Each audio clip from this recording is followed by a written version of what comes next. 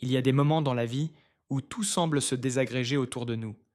Des aspirations qui autrefois nous paraissaient claires deviennent floues, et les objectifs que nous poursuivions avec passion commencent à perdre leur sens.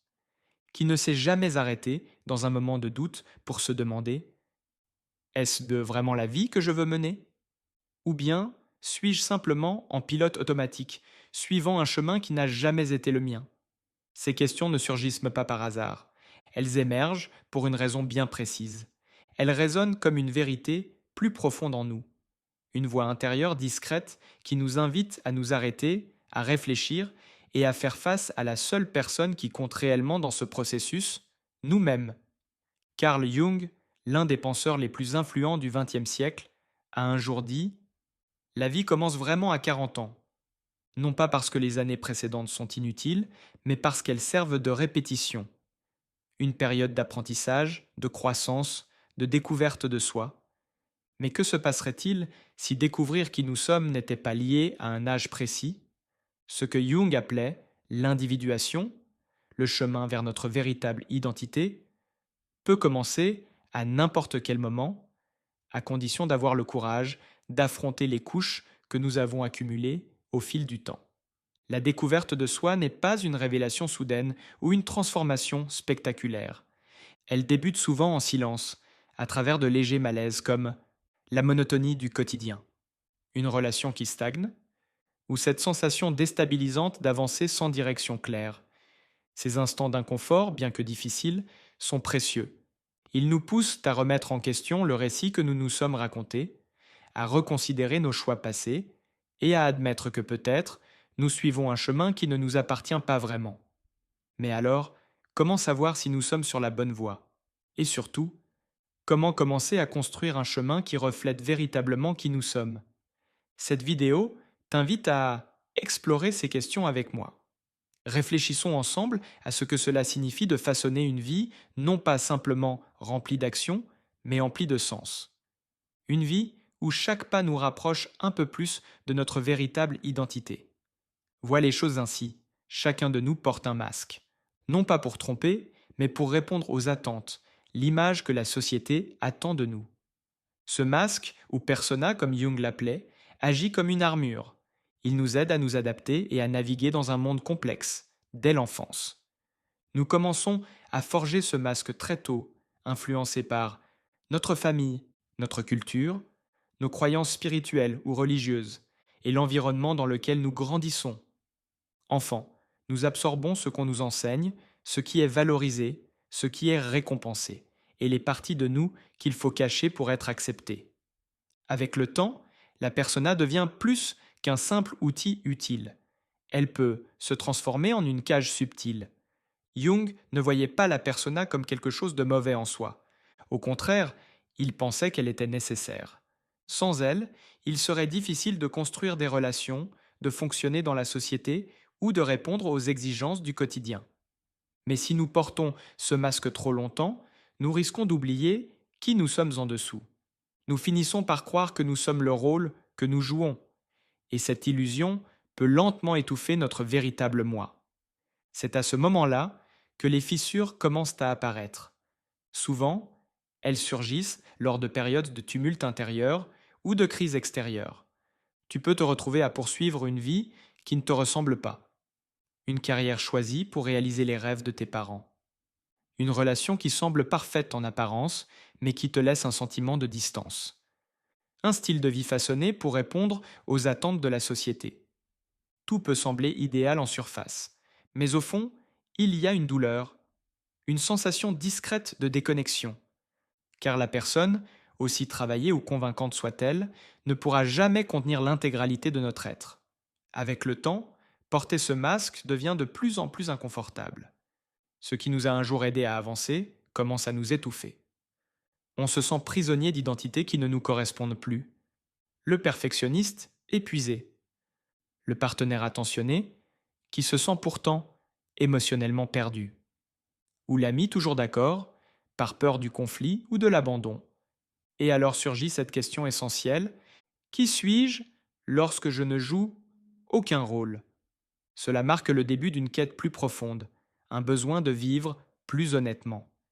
C'est le moment où l'on comprend que l'on a enterré des parties de soi-même sous une version socialement acceptable de ce qu'on attendait de nous.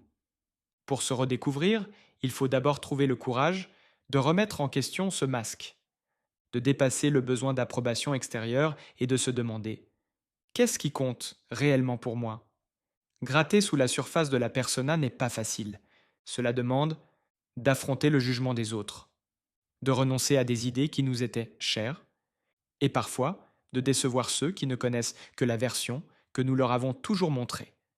Mais ce chemin, bien qu'exigeant, est profondément libérateur, car ce n'est qu'en retirant les couches que nous pouvons commencer à découvrir ce qui est réel et durable en nous. Abandonner la persona n'est pas une fin, ce n'est que la première étape. Une fois le masque tombé, on se retrouve face à un monde intérieur immense que l'on avait gardé enfoui. Et tout n'est pas facile à accepter. Ce paysage intérieur, Jung l'appelait l'ombre. C'est la partie de nous que nous évitons, nions ou faisons semblant d'ignorer. Les peurs que nous refoulons, les désirs que nous gardons secrets, les forces que nous ne reconnaissons pas. L'ombre est composée de tout ce que nous rejetons, mais elle ne disparaît jamais vraiment. Pourquoi en avons-nous si peur? Peut-être parce qu'on nous a appris, dès l'enfance, à ne montrer que notre meilleur visage. Combien d'entre nous ont entendu des phrases comme: arrête de pleurer, sois fort, ce n'est pas acceptable. Peu à peu, nous avons appris que certaines émotions, comme la colère, la vulnérabilité ou le doute, étaient mal vues. Alors, nous les avons enfermées, pensant qu'en les ignorant, elles finiraient par disparaître. Mais en réalité, ce que nous refoulons ne s'éteint pas. Cela reste en arrière-plan, attendant l'occasion de refaire surface. Faire face à l'ombre est déstabilisant. Cela nous oblige à reconnaître nos contradictions. Nous pouvons être généreux, mais aussi égoïstes. Courageux, tout en étant plein d'insécurité. En quête d'amour, tout en redoutant profondément d'être blessé. C'est ça, le véritable travail de la découverte de soi. Faire de la place pour nos contradictions et apprendre à embrasser l'ensemble de ce que nous sommes. Ces aspects opposés en nous peuvent faire peur, car ils menacent l'identité que nous avons patiemment construite. Mais comme l'a souligné Jung, ce n'est qu'en reconnaissant notre ombre que nous pouvons atteindre une véritable complétude intérieure. Affronter notre ombre n'est pas un signe de faiblesse, c'est un acte d'un immense courage. Imagine quelqu'un qui admet enfin sa peur de l'échec. Cette personne pourrait alors réaliser qu'au-delà de la peur se cache une véritable soif de croissance et de sens. Ou quelqu'un qui reconnaît sa jalousie pourrait découvrir qu'elle pointe vers quelque chose qu'il ou elle désire secrètement créer ou expérimenter. Aussi intimidante soit-elle, l'ombre est une passerelle vers une compréhension plus profonde. Lorsqu'on la regarde en face, elle cesse d'être une menace, tapie dans l'ombre pour devenir une partie de nous que l'on peut accepter et avec laquelle on peut travailler. Il est important de comprendre que nous n'avons pas à traverser ce processus seuls. S'ouvrir à des amis de confiance ou travailler avec un thérapeute peut apporter du réconfort et des repères en chemin. L'ombre se nourrit de solitude et de silence, mais son pouvoir diminue lorsqu'elle est exposée à la lumière. Accueillir ces parties cachées de nous-mêmes ne signifie pas que l'on répare quelque chose de cassé. C'est tout le contraire, c'est reconnaître que l'être humain est un mélange de lumière et d'ombre. Et en intégrant ces aspects, on commence à ressentir une forme de libération plus profonde, une liberté qui ne dépend plus de l'approbation des autres. C'est la liberté de vivre comme notre moi authentique, sans filtre, sans masque. Embrasser l'ombre nous place à un tournant essentiel du chemin de la conscience de soi, le chemin de l'individuation. Carl Jung décrivait l'individuation comme le processus par lequel on devient un être entier, en fusionnant toutes les dimensions du soi, lumière et ombre, intellect et instinct, identité et essence. C'est le moment où l'on cesse de vivre pour satisfaire les attentes des autres et que l'on commence à vivre en accord avec notre véritable nature. Mais que signifie réellement s'éveiller à ce que nous sommes? En essence, cela veut dire passer du mode pilote automatique à une vie consciente et intentionnelle. Cela veut dire retirer les couches de rôles et d'hypothèses pour révéler ce qui compte vraiment. Cette transformation est rarement propre ou prévisible. En réalité, elle commence souvent par une crise personnelle. Ce sentiment que la vie a perdu son sens, la frustration d'être coincé dans une boucle sans fin, ou la prise de conscience que nos anciens objectifs ne nous inspirent plus. Aussi douloureuses soient-elles, ces crises sont de puissantes invitations à évoluer. C'est comme si la vie nous demandait de nous arrêter, de réfléchir et de poser la question: qui suis-je sous tout cela? Et plus important encore, qu'est-ce que je veux vraiment? Les réponses ne se trouvent ni dans les livres de développement personnel, ni dans les conseils des autres.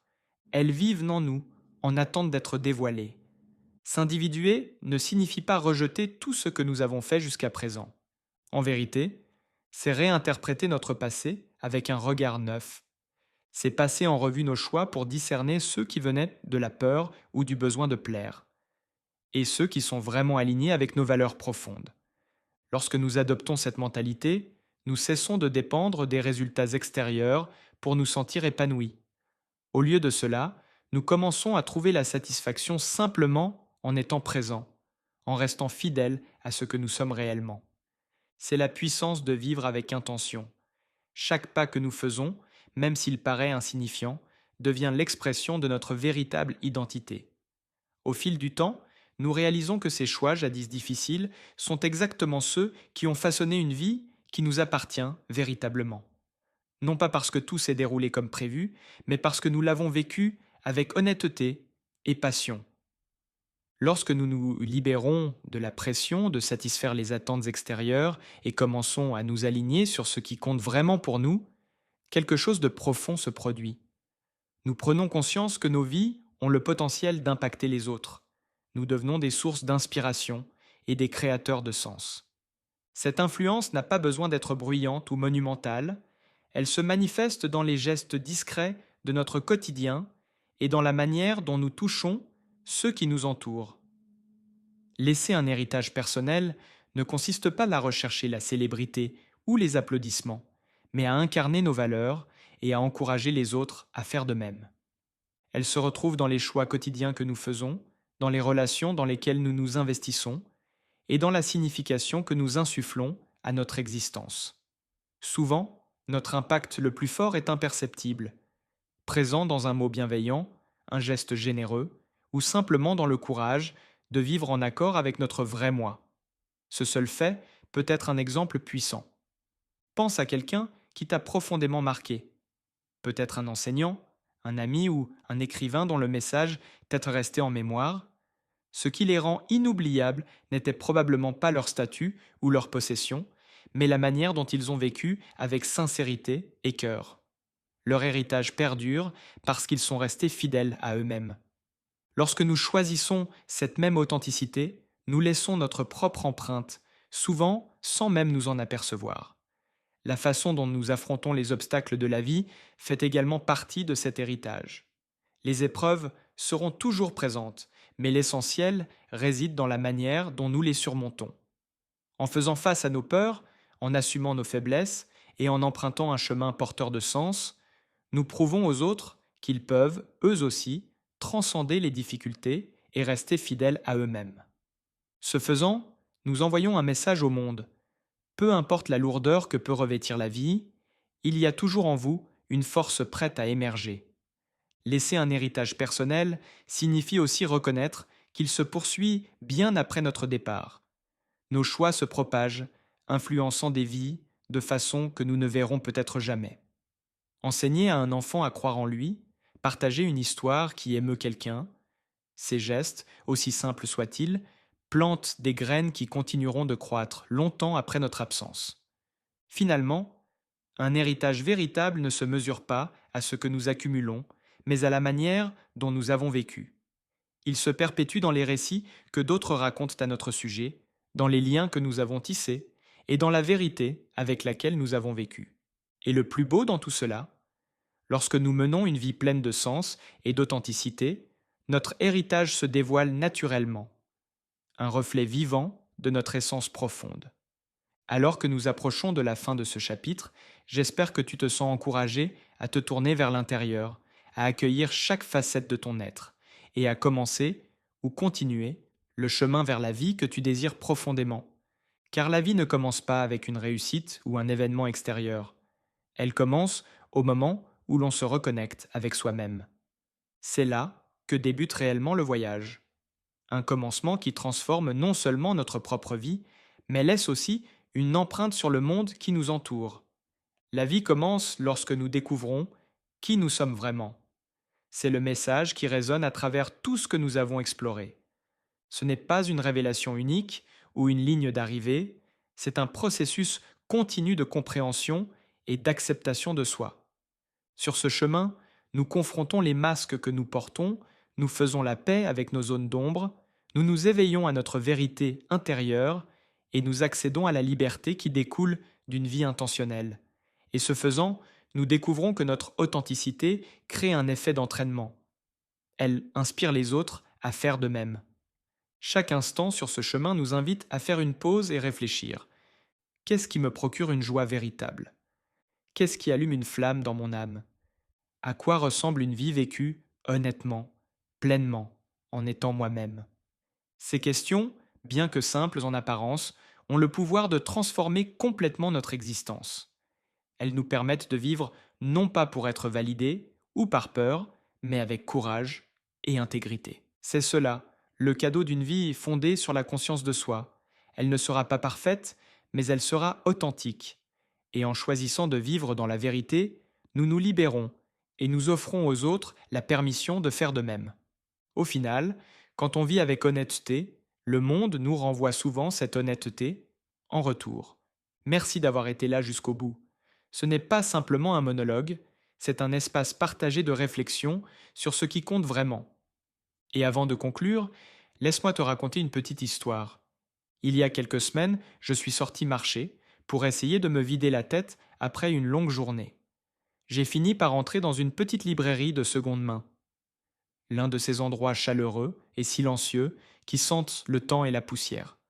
Je ne cherchais rien en particulier, je flânais. Puis, j'ai pris un vieux livre de poésie, usé par le temps. À l'intérieur de la couverture, quelqu'un avait griffonné un mot à l'encre presque effacé. Ce n'était même pas une citation du livre, juste un message personnel qu'une personne avait écrit à un ami, il y a peut-être des décennies. Il disait « La vie commence en silence, quand on arrête de jouer un rôle et qu'on se contente d'être. » Cette phrase m'a touché plus profondément que tout ce que j'ai lu depuis longtemps. Elle m'a rappelé à quel point il est facile de glisser dans des rôles, essayer d'être ce que les autres attendent, ce que la société valorise, ce que l'on pense être le plus sûr. Mais cette phrase a déclenché quelque chose en moi. Nous n'avons pas à mériter le droit d'être nous-mêmes. Et la vérité la plus libératrice? Nous pouvons revenir à qui nous sommes, à tout moment, à tout âge. Il n'est jamais trop tard. Si cette vidéo a éveillé quelque chose en toi, j'ai une petite demande. Veux-tu bien cliquer sur j'aime, laisser un commentaire ou t'abonner à la chaîne? Ce simple clic peut sembler anodin, mais il aide réellement d'autres personnes à trouver ce type de contenu. Et surtout, cela me touche de savoir que tu es là. Avant de partir, tu verras quelques vidéos suggérées à l'écran. Je ne vais pas gâcher la surprise en te les expliquant. Je dirai seulement qu'elles prolongent cette conversation de manière profonde et complémentaire. Si tu es prêt à continuer ce voyage de découverte de soi, tu ne regretteras pas de les regarder. Merci d'avoir été présent et d'avoir fait partie de cette réflexion partagée. On se retrouvera dans une autre vidéo ou dans les moments silencieux de ton propre chemin intérieur. D'ici là, prends soin de toi et continue à découvrir ce que cela signifie vraiment, être toi-même.